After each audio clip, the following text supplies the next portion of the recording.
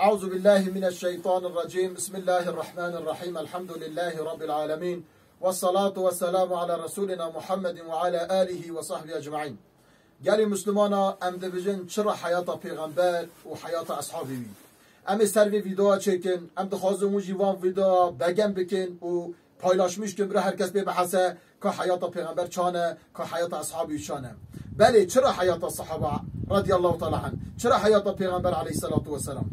گلی مسلمانا معلومه و زمانی که عالم کاتبو و داره د پاکستانی هاتمو زد عالم کی مزن بو امجی د مجلس سوی دارونشتم یکی پرس کرد گوت دا گوت چرا و ناچن اروپای و تبلیغ اسلامی ناکن، چرا و ناچن چینه و ناکن، چرا و ناچن مملکت اجنبی یا نو کافرات و تبلیغ ارشاد ناکن. باق صحابه کرام تا مکه مکرمه تا مدینه منوره دکت آن دوی مملکتی هر دهات چونه استانبول چونه دیاربکر هوا فیض الله انصاری بتلیسه به انصد صحابه و دیاربکرینه ابا ایول انصاری و چوه استانبول هر حتی هندستان صحابه هنه هر حتی افریقای صحابه هنه و چرا ناچن داری ارشاد ناکن مادام کی و مسلمان گوته وی عالمی گوته دا گو گلی مسلمان اماتنه و داره نه هاتنم تبلیغ و ارشاد بکن ام هاتنه ام تبجنه و ورن که اصحاب کرام چا کرن، اصحاب کرام چا حیات خود دوام کرن، چا اطراف پیغمبر توبون امزا توبون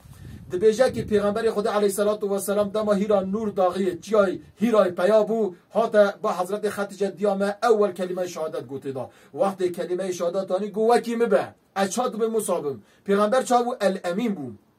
الامین چیه؟ انسان درست، انسان راست، انسان دغری، انسان حق و عدالت خصی حیات خود پیغمبر مملکت گوسابو معلومه و چطور به همیشه دبیجن پیغمبر علیه الصلاة والسلام پیشیا پیغمبر تیویجی دو گوته و الامین یعنی حتی 40 سالی هر کسی دو گوته امین حتی وفات ویجی الامین بو علیه الصلاة والسلام. اجا اصحاب مثلا حضرت خدیجه رو وصاگو حضرت ابوبکر هات ایمان هانی گوته حضرت ابوبکر و الامین دما حضرت زید بن حارثه هات گوته و الامین دما حضرت علی هات گوته و الامین بلال حبش هات گوته و الامین یعنی یک کلمه شهادت هانی پیغمبر اول گوته من الامین یعنی انسان راست، انسان درست، انسان حقانیت، انسان باش پیغمبر سو امر وان کرد و صحابه جی دوراوی توپون دما بچونا مملکتک فتح کرانا بچونا جهادک بکرانا دو گوت دوان انسانا